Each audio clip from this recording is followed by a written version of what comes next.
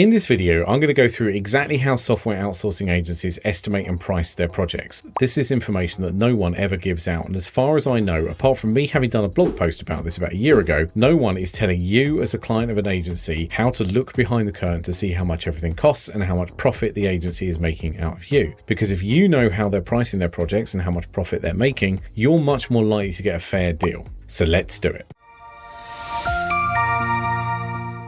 We're going to split this video into three parts. Firstly, we're going to look at how much the actual process of software engineering costs, because from that you can work out the agency's likely profit. Secondly, we're going to look at how the agency estimates the cost of your project. Spoiler warning, it's applied guesswork. And thirdly, we're going to look at how you can get a good specification, because with a good specification, you get a good estimate. And from there, you're probably going to get a good output for your spend. 1. Cost of labour. In this video, we're not that concerned about in which country the outsourcing agency is based. This is quite a UK-centric video, and most founders and most UK-based founders end up outsourcing their work to an overseas company. When we break down the pricing, we're looking at costs related to domestic outsourcing, costs related to outsourcing nearshore, which to all intents and purposes means Eastern Europe, typically centering on Poland, and costs relating to outsourcing offshore, which historically has meant Asia, typically centering on India. In every case, the entire process of software development can be described as having a human being with certain skills sitting in front of a computer and tapping away at a keyboard producing software code. There are other human beings involved in the production process, but their role is to make ancillary contributions to the overall effort with the aim of producing output more efficiently. The risk that we're trying to control is to stop the developer from building the wrong thing. And by wrong thing, we mean they're taking time to build something that doesn't actually make it into the final version of the product. You as a customer still have to pay for things that don't actually make it into the final version of the product, but get no value from them. So your overarching objective is to instruct the developers in such a way that they are tending to produce less waste. For example, if as a software manager you listen to a customer and they tell you what to build, the better you understand that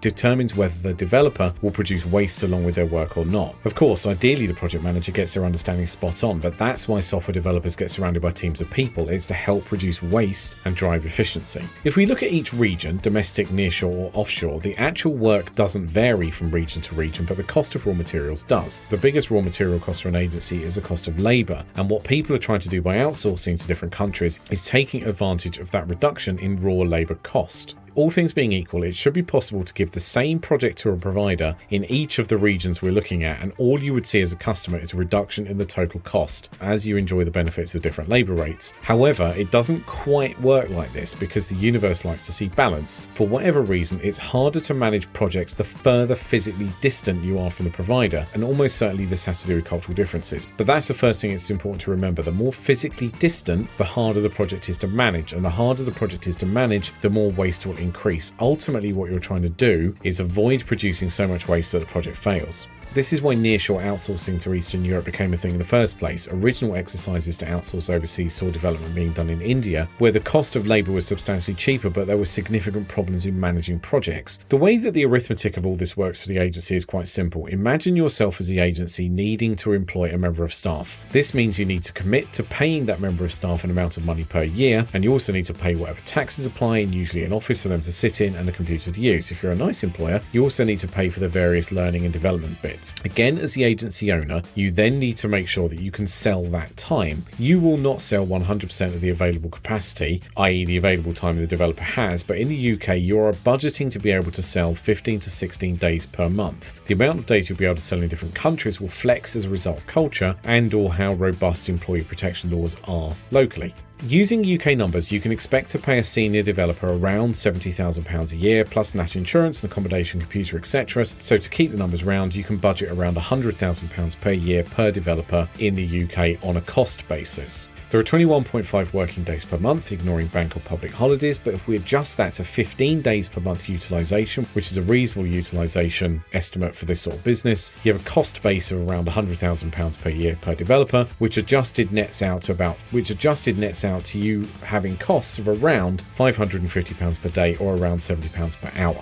The agency then needs to add a profit to that, to call it 25% markup, to get an hourly rate of roughly £90 per hour. And this is actually a little low compared to reality, but we'll keep going on this basis. If we're looking at nearshoring, e.g. Poland, Croatia, etc., the price to the customer goes down because the labour cost is substantially cheaper. The price to the end customer looks more like £50 an hour compared to £90 per hour, so that's a 45% reduction. If you look at offshoring, e.g. India, Thailand, etc., the price goes down further still to £20 per hour. So from the UK perspective, that's a 78% reduction against a UK price of £90 per hour. Again, this is like for like, so I've adjusted for exchange rates and allowed for profit to be taken, etc. This is the design of the trap that catches so many non-technology founders off guard, because it's not as easy as to say that offshoring to India is a fifth of the cost, even though the hourly rate looks to be 1/5 of the price, because it is so substantially harder to outsource software projects to Asia than it is to outsource software projects domestically. It's hard in a high-level video to explain why this is.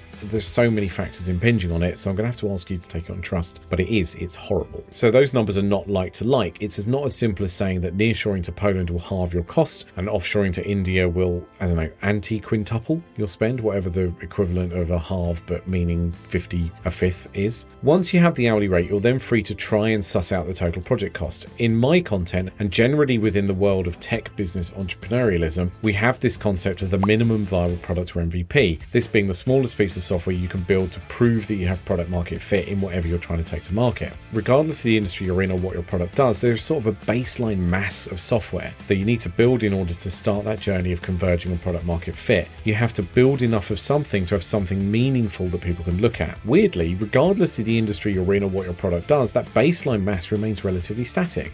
It's almost like a consistent application of effort type thing. You need to expend something like 100 days of effort to create something that has a mass of a meaningful MVP. In the pricing above, that gives us around £70,000 total project cost for domestic outsourcing, £40,000 for nearshoring, and £16,000 for offshoring. But just to make sure that you are properly slowing your roll, even just saying that, I'm already regretting it because this is so much messier than it looks. By way of specifics, I've known offshore companies in India and Pakistan take a 100-day project and estimate it at 300 days, thus tripling their price, or putting in additional value adds that bloats the price. And there's always the old trick of getting through the original spend, not really getting anywhere, and then go back to the customer to hit them up for more spend. Also, if you're a UK business and outsource to the UK, if the agency screws it up, you can take them to court. Whereas if you offshore to Thailand, for example, you have virtually no chance of being able to effectively litigate on a cross-jurisdictional basis, i.e. you will never recover any money regardless of the conduct of the agency. What I'm saying with this 100 days idea is that you should learn to feel this as the mass of the project you're working on. So in the next section, when we look at project estimation, if those estimates come back as 50 or 200 or 500 days, you can get a sense as to whether they're lowballing you, i.e. get the contract signed and hit you up for some more money later, or over-egging the price, i.e. looking to see if you're a schmuck. 2. Applied guesswork. The process of estimating a software project is applied guesswork. The problem with building software is that it's not possible to know what you want to build until you've built it. It's very different to other types of construction. For example, if you want to build a house, it's very easy to quantify it, even if the house is unique, because the parameters are very constrained. Building software is like building castles in the sky using unicorn wishes and rainbows, i.e. you can build anything you can imagine, and by having a situation that's so unconstrained, it's very easy to go off the rails. From the software supplier's point of view, you as a customer are standing before them with a vision of what you want built, but they know that picture in your head isn't where you will eventually land up, because no shade on you or how clear the idea might be to you, it's just the nature of things that the final product will evolve as it's built and it will diverge substantially, but you want a fixed price. So the skill on the supplier's part is to be able to look at where you are, where you say you want to get to, and extrapolate where you are probably going to end up and price the project accordingly. They then have to work out how many engineering days it will cost to get you there, add a bit of profit, and then present you with that price. Just to tie this back to the last section, for a version 1 MVP, you're looking for that price to come out as something like 100 days effort. To work out how many engineering days it will cost to get there is complete guesswork, but what's critical to understand is that this guess maps directly to the profit the agency will make, and before you say, well, their profit is their problem, it's not their problem. The ability for the supplier to make profit from your project is a joint responsibility, and you don't want to find yourself in a position where the supplier isn't making any profit when working with you. Your relationship with your agency will be a genuine partnership. It's not like a fake relationship like the company that turns up and vacuums your office once a week but describes themselves as your your office cleanliness partner. As the software is built, the understanding of how it is built and why it's built like that will become lodged within the personnel at the agency. The agency staff become existentially important to your business. You need to maintain contact with those staff members, and practically the only way to do that is through a consistent long-lived partnership with the agency. Like any proper relationship, it has to be set up so it's not a zero-sum game, i.e. it needs to be a win-win. From your side, you want to be able to spend money and get software. From their side, they have to be able to make a profit from the work they're doing for you. The risk in finding themselves in a zero-sum game for them is that they just have to go and find a customer to replace you and your income. For you, you lose access to the people who understand your product better than anyone else on earth. If they have a decent order pipeline, losing you is a mere blip, but you losing them can be existentially risky. From your perspective, the agency's profit is linked to how good their guess is at how long your project will take. The better the guess, the more of their targeted or forecasted profit they will achieve. The worse the guess, the more they have to reach into their pocket to ameliorate the problem, or they have to come back to you for more money. This is a nightmare scenario, and I'll stress it's a nightmare for both parties. If the original guess on the pricing is wrong, there are only two ways to resolve the situation. The agency can either absorb the cost of the extra work, reducing their profit and building resentment, or the agency can seek to hit you up for more money. If you have a startup business, this is always a terrible outcome because startups are always operating with razor-thin cash reserves. I've seen more often than I can count a startup just not being able to get an otherwise good product over the line because that last 1% of work that was essential to converge on product market fit needed to be done, and there just was no way to capitalize it. Even if you're not a startup, the agency coming back to you to hit you up for more money builds resentment. The long and short of it is that you have to enable the agency to make a better guess at how long your project will take, and that means you need to have a better specification. 3. Specifications. Okay, so this bit is really difficult. Most of the content I put out on my socials is about how to help non-technology founders build the product for their technology business, and the sad reality is that most founders will fail at this process when outsourcing to an agency. You don't get to hear about them because of survivorship bias. We see a lot of fetishization around failure in the entrepreneur community, but all of those failure stories end with, but then I made it, because if they hadn't have ultimately succeeded after their failure or failures, they would not build audiences, and you would not be in the audience to hear them talking about their erstwhile failures. The sad fact is that most non-technology founders fail and go back to their previous jobs and don't build an audience, and thus no one's heard of them. Agencies are designed to support established businesses by augmenting existing technical teams. They are not set up to support early stage or very early stage businesses that don't have any technical team, and it's by this mechanism that most non-technology founders fail. Agencies work by receiving a large fixed specification of the work to be done, i.e. final design, which they will then build and deliver. Startups and scale-ups work differently to that in that you almost certainly don't know what you're building until you've built it. Startups are working in 100% experimentation mode, and the first MVP is purely the result of an intellectual exercise because until you get it into the hands of actual customers, you don't know if it lands or not. Scale-ups are in a slightly better position because they're just adding things on top of something they know probably does work because they've already proven some product market fit, so that scale of experimentation is reduced. In either case, the agency has to take a specification and turn it into an estimate/quotation. For them, this is a blend of art and science, but seeing as their profit is tied to how good their estimation skills are, agencies will tend to get good at estimating over time, but even then their ability to estimate is linked into the quality of the specifications they're receiving. The actual process used to produce a quote is that they literally will go through the specification line by line and estimate how long each sub-feature will take to build and then tot up the result. There's nothing else to it than that, and the better the specification is, the better the accuracy of the estimate will be, because every nasty surprise that might pop up has been worked through via the process of writing a specification. But there's a problem. It's virtually unheard of that a non-technology person is able to synthesize a good specification of the project. And this isn't any shade. Writing a specification is a specialist discipline.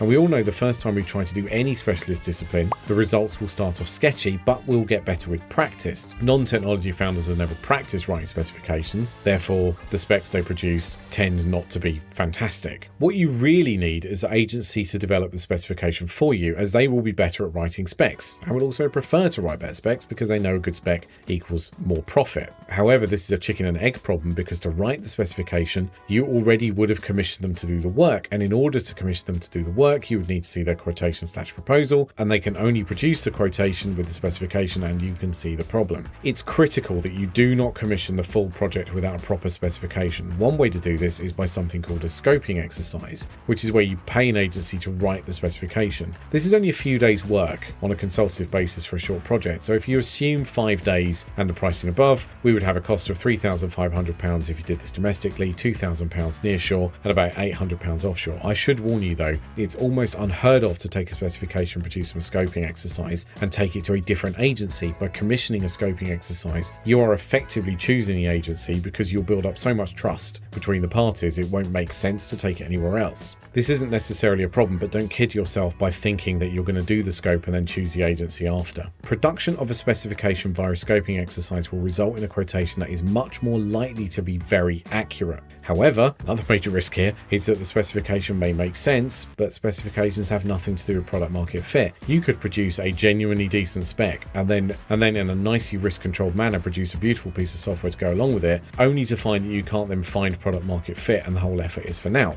Although I speak about this in other videos, the safest way to find an agency is to ask for a referral through your network or by asking others on LinkedIn that have a degree of independence. As such, as a non-technology founder, if you have A, a personal recommendation, and B, select a nearshore company, and C, get them to write the specification via a scoping exercise that ideally won't cost more than £2,000 and will result in a final project estimate of around £40,000 to £50,000, you are heading in the direction of seeing success. Well, the caveat being that you might build something that you can never find product market fit for. But anyway, this approach works because you've controlled plenty of the types of risks that non-technology founders face when outsourcing. You're not completely in the dark because you have a recommendation. You're unlikely to choose a domestic software agency because you're on a fixed budget and so you're going to go near shore, and you have the agency help you produce a specification, and the project size is about the right mass for an MVP of about 100 days. The next thing to steer away from is being aware that you're in experimentation mode, and no matter how decent the agency seems to be at this early stage, they are still working in what's known as the waterfall method, which is a software development methodology where everything is designed up front and then worked through in an ordered, structured fashion to delivery. Because despite of what they may say, the commercial imperatives of how agencies work demand they always work in a waterfall method, even if they say that they're working in an agile way. What you need to do is to break the project up into tranches where you can adjust the trajectory of the project from tranche to tranche. You also need to have an additional 20% of the budget in your back pocket that the agency knows nothing about to cover off any, oh, it turns out this planet we were aiming for is further away and now we need to buy more fuel to get there. Some YouTubers have sponsors, but I sponsor my own videos, so here's a message from me, my own sponsor. If you're a non-technology founder starting a technology business, I have a self-paced course on my website that takes you from the idea you have to getting a fully operational and profitable technology business startup. I'll show you in the course how to get your MVP built, how to find product market fit, how to get traction, and get from traction to either building your pitch deck and financials to get seed investment, or turning that traction into cash flow you need to get your startup to scale up. If you'd like to learn more, there's a link in the description, or just head to fractionalmat.com/course. Thanks for listening, and I'll see you next time.